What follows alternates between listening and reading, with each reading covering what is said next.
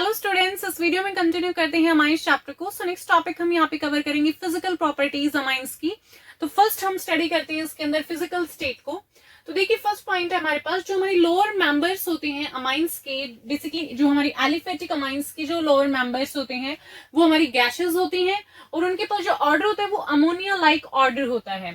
उसके बाद जो हमारी हायर जो अमाइंस होते हैं वो ऑलमोस्ट लिक्विड्स होते हैं, मोस्टली जो हमारी वो लिक्विड्स होते हैं और उनकी जो स्मेल है वो कैसी होती है, फिशी स्मेल होती है। किस तरह की स्मेल होती है उनके पास? फिशी स्मेल होती है, करेक्ट। मोस्टली क्या है वो हमारे लिक्विड्स है और फिशी स्मेल उनकी होती है। और जो लोअर जो हमारे एरोमेटिक अमाइंस होते हैं वो लिक्विड्स होते हैं और उनका जो कैरेक्टरिस्टिक एक प्लेजेंट ऑर्डर होता है। बट जो हमारी हायर वंस होती है, बट जो हमारी हायर जो एरोमेटिक अमाइंस होते हैं वो लो मेल्टिंग के सॉलिड्स फॉर्म में होते हैं, सॉलिड्स होते हैं वो, ऑलमोस्ट कैसे होते हैं, ऑर्डरलेस होते हैं, उनका कोई ऑर्डर नहीं होता है। क्लियर है इतना? नेक्स्ट देखिए, जो हमारे प्योर अमाइंस होते हैं ऑलमोस्ट कलरलेस होते हैं।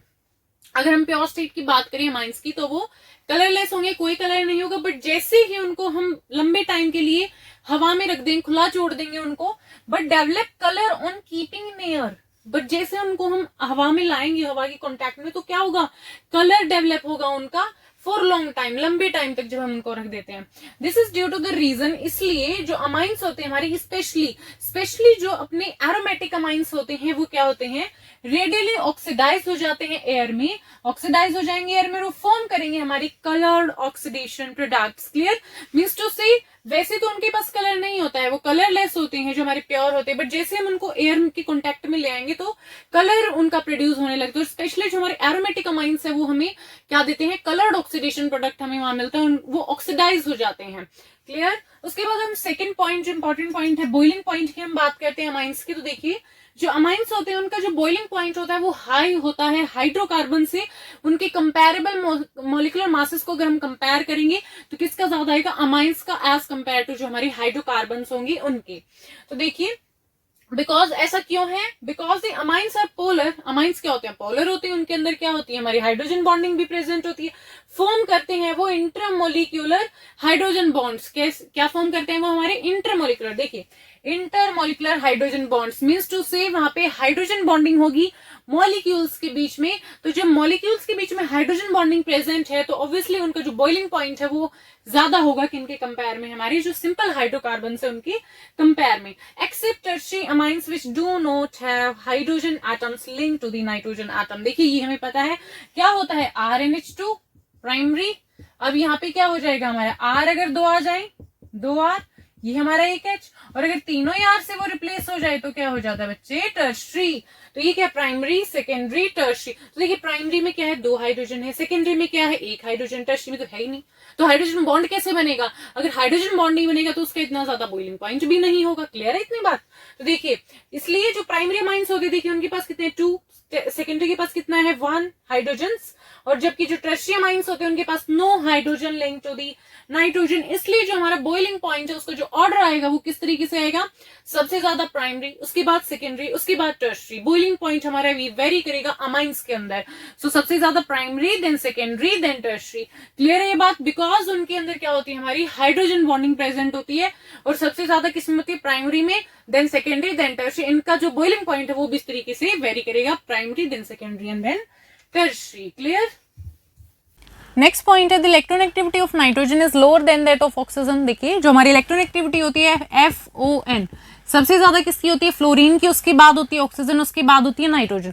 तो नाइट्रोजन की जो इलेक्ट्रोनेगेटिविटी ऑक्सीजन से कम है, और हाइड्रोजन बॉन्डिंग में क्या होता है, जितनी ज्यादा इलेक्ट्रोनेगेटिविटी हमारे इलेक्ट्रोनेगेटिव एटम की होगी, जितना वो इलेक्ट्रोनेगेटिव होगा उतनी ही हाइड्रोजन बॉन्डिंग क्या होती है, स्ट्रॉन्ग होती है। तो इसलिए अब किस में ज्यादा है, हमारी ऑक्सीजन में ज्यादा है एज कम्पेयर टू नाइट्रोजन। इसलिए जो हमारी हाइड्रोजन बॉन्डिंग होगी वो भी वीक रहेगी हमारे अमाइंस के अंदर, किनके कंपेयर में, अल्कोहल्स और कार्बोक्सिलिक एसिड्स के कंपेयर में। तो अब इससे क्या होगा, हमारा इफेक्ट आएगा बॉइलिंग पॉइंट पे। तो बॉइलिंग पॉइंट भी जो है हमारे अमाइंस का वो क्या हो जाएगा, कम हो जाएगा, किसके कंपेयर में, अल्कोहल्स और कार्बोक्सिलिक एसिड्स के कंपेयर में, जब हम उनके कंपेरेबल मॉलिक्यूलर मासेस उनको कंपेयर करेंगे। फॉर एग्जांपल देखिए हमने यहाँ पे लिया है, ये क्या है, हमारी हाइड्रोकार्बन है, ये क्या अमाइन, और ये अल्कोहल, और ये हमारा कार्बोक्सिलिक एसिड। तो अब मुझे बताइएगा जल्दी से किसका बॉइलिंग पॉइंट ज्यादा होने वाला, ऑब्वियसली किसका ज्यादा होगा, कार्बोक्सिलिक एसिड का सबसे ज्यादा, उसके बाद अल्कोहल का, उसके बाद अमाइन का, और उसके बाद क्या होगा, हमारी हाइड्रोकार्बन का सबसे ज्यादा हाइड्रोजन बॉन्डिंग किसमें, कार्बोक्सिलिक एसिड, उसके बाद एल्कोहल, उसके बाद हमारी अमाइन में, और हाइड्रोकार्बन्स में तो है ही नहीं, उसमें तो क्या होती है हमारी वीक वन रोल फोर्सेज होती हैं। क्लियर है? तो इस तरीके से हमारे जो बॉइलिंग पॉइंट है वो क्या करेगा, वेरी करेगा। ये हमारी बॉइलिंग पॉइंट का ऑर्डर हो गया। उसके बाद है नेक्स्ट पॉइंट हमारे पास सॉल्युबिलिटी। तो देखिए जैसे जैसे साइज बढ़ेगा, एल्काइल ग्रुप इंक्रीज होगा, सॉल्युबिलिटी क्या होगी, डिक्रीज होगी। डिक्रीज क्यों होगी, बिकॉज वहां पे क्या हो रहा है हमारा, due to increase in the hydrocarbon part of the molecule, because molecule का जो हाइड्रोकार्बन पार्ट है वो इंक्रीज हो रहा है। और वो कैसा पार्ट होता है हमारा, नॉन पोलर पार्ट होता है, जबकि जो वाटर है वो कैसा होता है हमारा, पोलर होता है। वो कैसा पार्ट है, हाइड्रोकार्बन, हाइड्रोफोबिक पार्ट होता है वो। तो इसलिए डिक्रीज होती है हमारी सॉल्युबिलिटी जैसे इंक्रीज होगा हमारा हाइड्रोकार्बन पार्ट मॉलिक्यूल का। उसके बाद एनिलीन जो होती है हमारी, देखिए एनिलीन क्या होती है, बेंजीन के ऊपर क्या होता है NH2, ये क्या होती है हमारी एनिलीन होती है। तो देखिए जो हमारी अमाइंस होते हैं वो क्वाइट सॉल्युबल, सॉरी ये क्या है हमारा अमाइंस है, अमाइंस। तो देखिए अमाइंस जो होते हैं हमारे वो क्वाइट सॉल्युबल होते हैं। ऑर्गेनिक सॉल्वेंट्स के अंदर कौन से होते हैं हमारे ऑर्गेनिक सॉल्वेंट्स, बेंजीन है, ईथर है, अल्कोहल है। तो ये क्या होते हैं हमारे क्वाइट सॉल्युबल होते हैं इनके अंदर।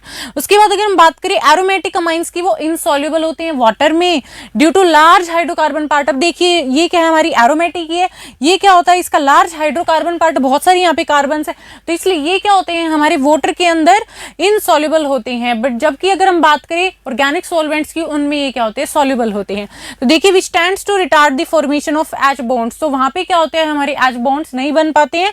दस aniline is almost insoluble in water, तो इसलिए जो हमारे एनिलीन है यही वाला स्ट्रक्चर, बेंजीन के ऊपर NH2, ये क्या होता है हमारा ऑलमोस्ट इनसॉल्युबल है वाटर के अंदर। क्यों, बिकॉज वहां पे क्या है हमारा इतना ज्यादा बड़ा हाइड्रोफोबिक पार्ट बैठा हुआ, इतना बड़ा ये क्या हाइड्रोकार्बन पार्ट है हमारे पास, तो एच बॉन्ड का तो कोई यहाँ पे मतलब ही नहीं बन रहा बनने का। ठीक है, तो क्या होगा वहां पे एनिलीन ऑलमोस्ट हमारी क्या हो जाएगी, इनसॉल्युबल, वो सॉल्युबल ही नहीं होगी वाटर के अंदर। ठीक है, बिकॉज वहां पे हमारी फॉर्मेशन नहीं हो रही है एच बॉन्ड्स की, तो इसलिए वो क्वाइट सॉल्युबल किस में होते हैं हमारे ऑर्गेनिक सॉल्वेंट्स में, लाइक जो है हमारी बेंजीन हो गई, अल्कोहल हो गया, ईथर हो गया, उनके अंदर क्या होंगे, ये सॉल्युबल होंगे। सो बच्चों ये थी हमारी फिजिकल प्रॉपर्टी अमाइंस की। सो के स्टूडेंट्स इस वीडियो में इतना ही।